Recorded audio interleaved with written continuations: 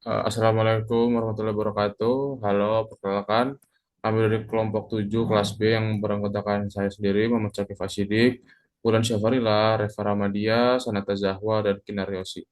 Kami akan melakukan tugas proyek akhir mata kuliah Sistem Pembalik Informasi dan kami mendapatkan review aplikasi Delivery di Google Play.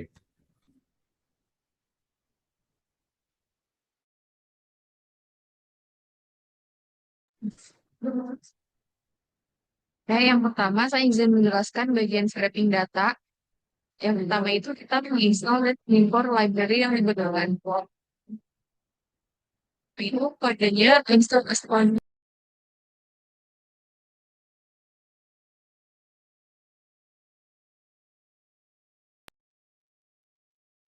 Baik, yang pertama saya izin menjelaskan bagian scraping data.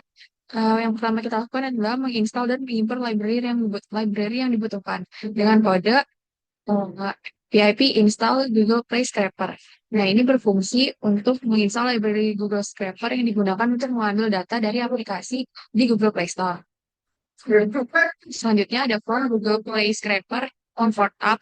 Ini fungsi untuk mengimport fungsi app dari library untuk mendapatkan data aplikasi.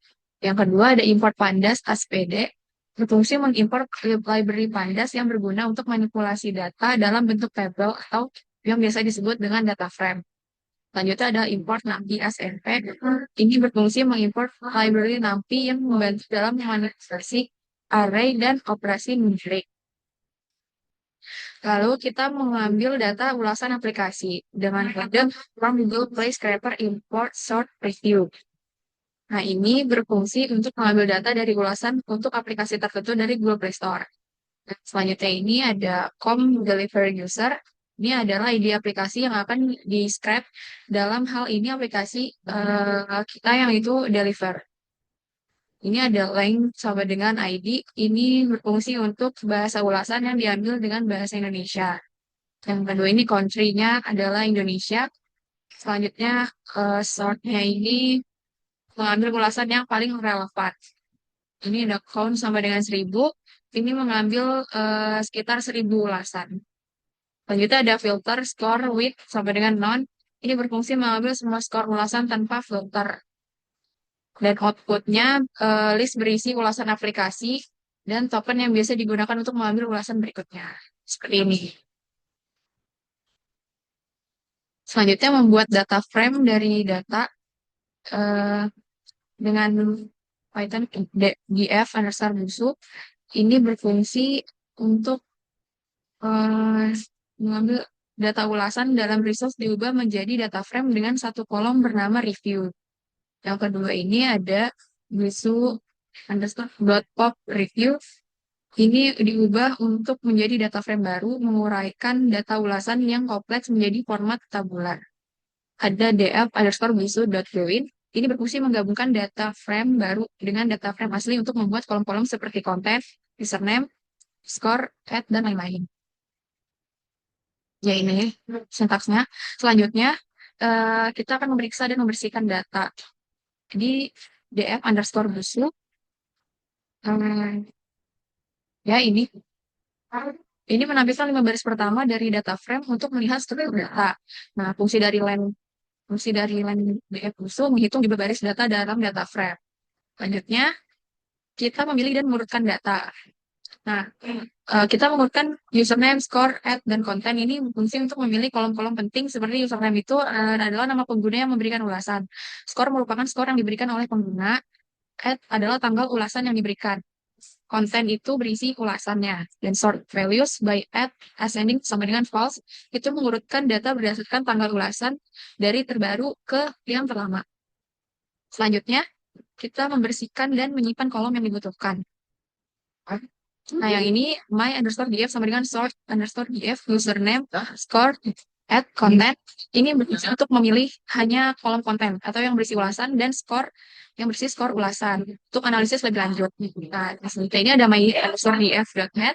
Ini menampilkan 5 baris pertama dari data frame yang telah dibersihkan. Selanjutnya ada fungsi labeling, mungkin bisa dilanjut dengan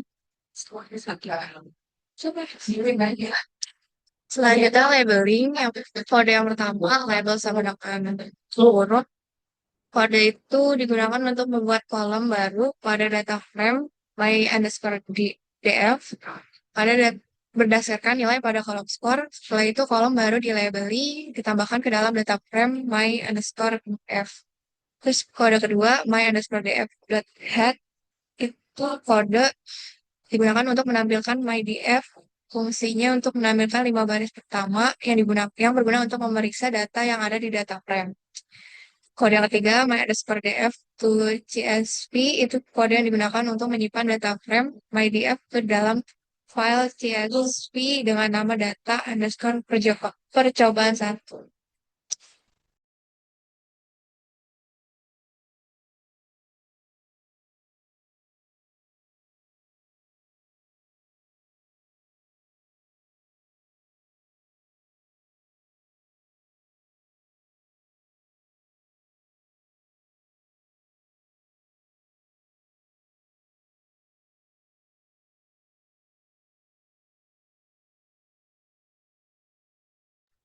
Kemudian ada pre-processing, uh, itu ada mengubah teks menjadi lower, MyDF content store lower, MyDF head. Untuk menyamakan format teks, misalnya dengan mengubah ke huruf kecil, menghapus angka atau tanda-tanda. Terus kemudian norm payment pembayaran APK aplikasi, terus dev normalisasi, start text for inform, start text replace in norm return start text MyDF content apply lambda normalisasi. Normalisasi adalah proses menyamakan format teks, misalnya dengan mengubah ke huruf kecil, menghapus angka atau tanda-tanda baca. Terus udah.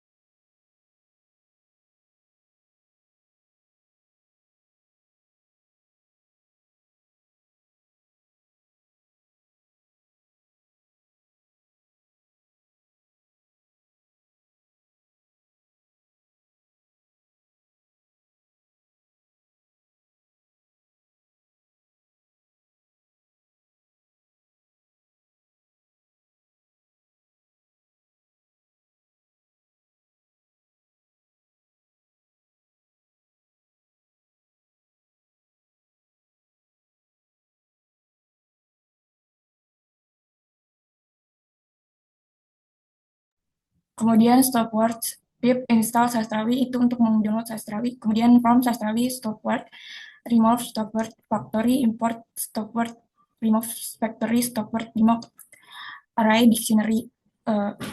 Kemudian MyDF content apply lambda. Kemudian MyDF head itu untuk daripada mengubah kata bentuk dasarnya dengan menghapus tinggalannya, misalnya menghapus kata-kata umum seperti dan di yang tidak memiliki makna signifikan dan analisis teks.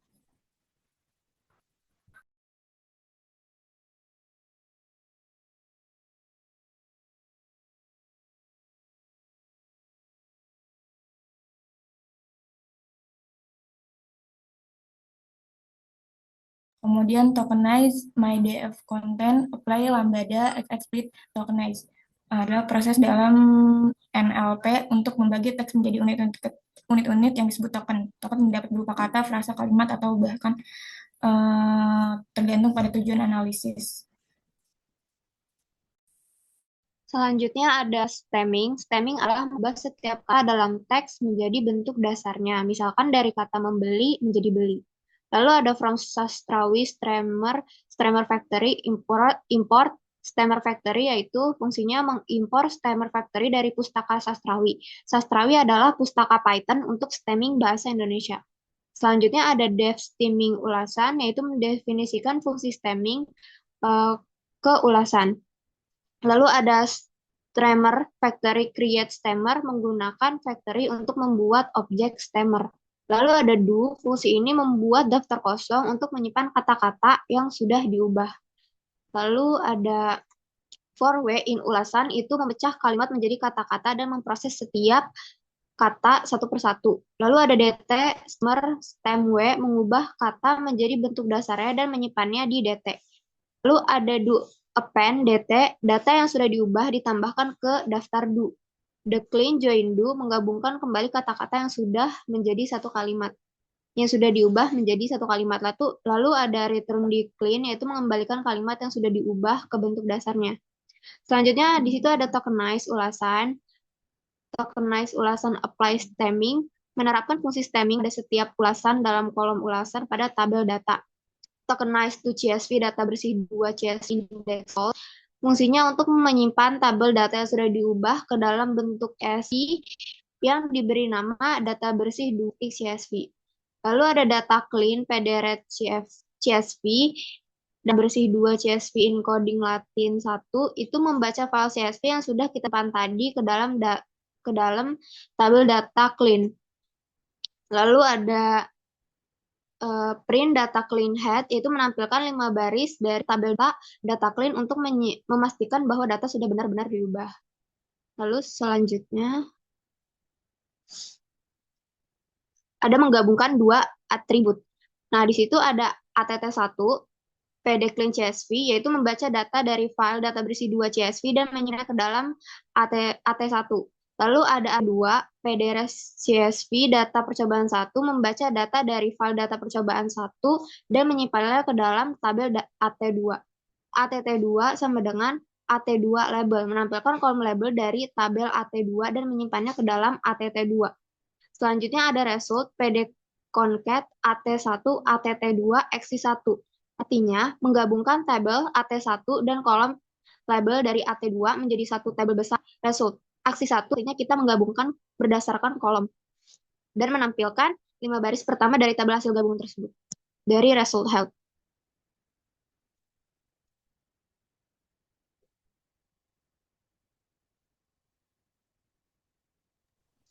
Kemudian perhitungan kata, bagian import,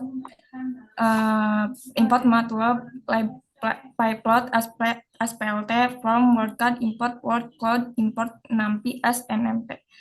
Itu biasanya digunakan untuk visualisasi data atau membuat wordcard. Kemudian NumPy digunakan untuk manipulasi array. Kemudian pip install skitlearn menginstal library skitlearn yang digunakan untuk memanipulasi data dan pembelajaran mesin. Kemudian convectorize adalah alat untuk mengubah teks menjadi representasi angka berdasarkan frekuensi kata. Kemudian bagian persiapan data, ulasan sama dengan result, dalam kurung konten, ulasan, titik install, ulasan sama dengan ulasan final. Ulasan adalah kumpulan teks dari kolom konten di suatu dataset, kemudian install, menghitung jumlah data kosong atau nol.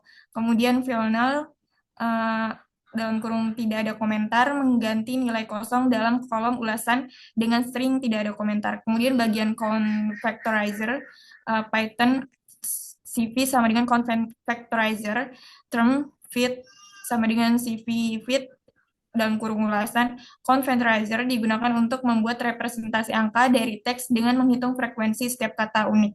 Fit dalam kurung ulasan mempelajari kata-kata unik dalam data. Kemudian length term fit vocabulary menampilkan jumlah kata unik yang ditemukan. Term fit vocabulary adalah kamus yang meletakkan setiap kata ke indeksnya. Kemudian term frequency sama dengan term fit transfer dalam kurung ulasan, kemudian print term frekuensial. Transform ulasan menghasilkan representasi sparse matrix di mana setiap baris mewakili sebuah dokumen dan kolom mewakili kata. Nilainya adalah frekuensi kata dalam dokumen tersebut. Kemudian ulasan TF sama dengan ulasan 1, print ulasan TF, mengambil dokumen kedua indeks dari data ulasan, kemudian term frekuensi, term fit transform dalam kurung ulasan TF, print frekuensi itu menghitung frekuensi kata dalam dokumen tersebut dan menghasilkan sparse matrix untuk dokumen tertentu. Kemudian Lanjut bagian learn feature extraction text import TF ide transformation. Dokumen sama dengan term feed transformation dalam kurung urasan feed TF-IDF transformer TF-IDF transformer titik feed dokumen print TF-IDF transformer titik IDF. TF-IDF transformer digunakan untuk menghitung nilai TF-IDF dari dokumen. Kemudian feed dalam kurung dokumen mempelajari skor IDF atau inverse dokumen frekuensi untuk setiap kata di seluruh kumpulan dokumen. Kemudian IDF adalah nilai IDF untuk setiap kata. Nilai ini menunjukkan seberapa sering kata muncul di berbagai dokumen. Kemudian TF-IDF transformer titik transformer term frekuensi print TF-IDF. Transformer dalam kurung term frekuensi menghitung nilai TF-IDF untuk kata-kata dalam dokumen tertentu. Nilai TF-IDF menggabungkan frekuensi kata TF dengan seberapa jarang kata itu muncul di dokumen lain. IDF menghasilkan nilai yang lebih relevan untuk analisis teks.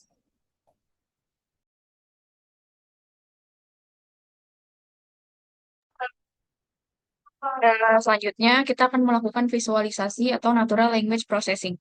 Nah, ini yang pertama ada fungsi dari train_s0. Ini memisahkan data ulasan berdasarkan label. Nah, ini data dengan label 0, misalnya sentimen negatif atau netral. Yang kedua, train_s1. Ini train_s0 ini hanya berisi ulasan yang diberi label 0.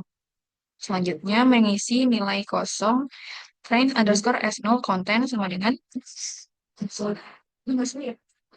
tidak ada komentar. Nah, ini berfungsi mengisi nilai kosong di kolom konten dengan teks default. Untuk train S0 itu yang berarti tidak ada komentar. Nah, outputnya itu tidak ada data kosong di kolom konten sehingga tidak ada error saat memproses data selanjutnya.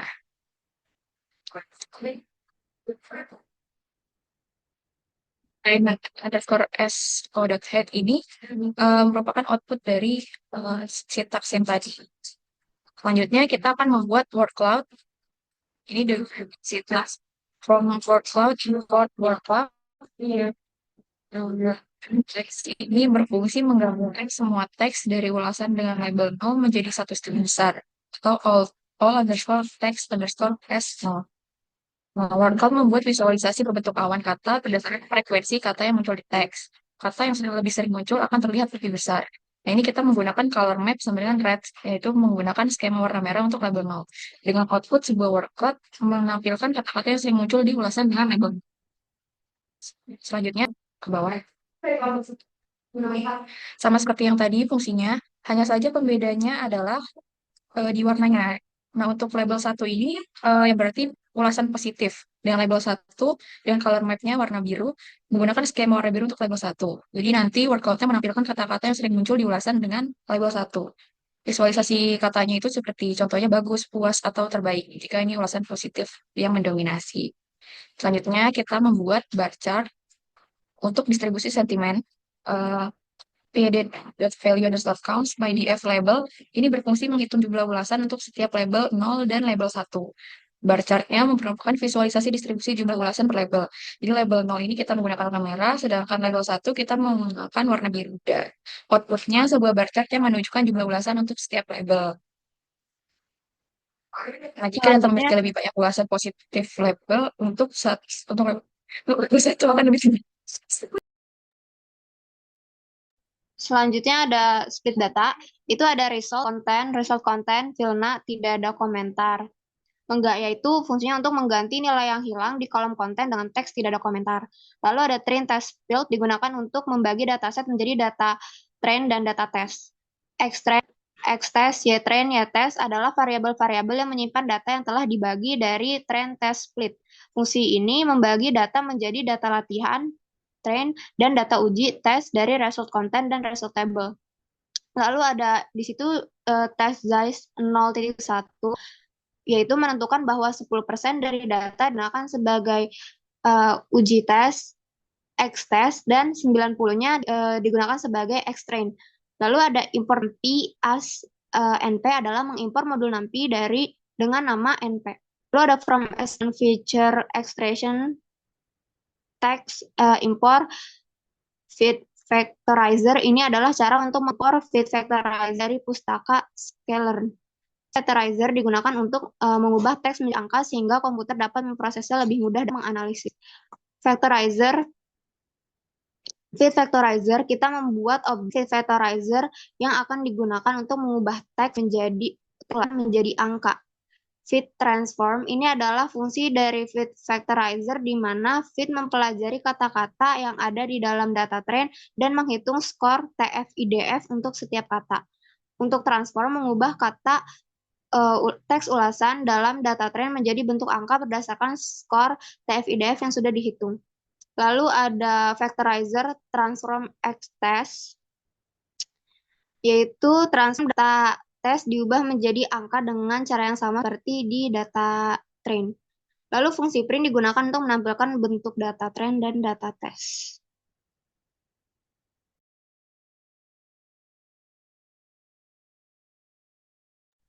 Oke, yang terakhir naive Bayes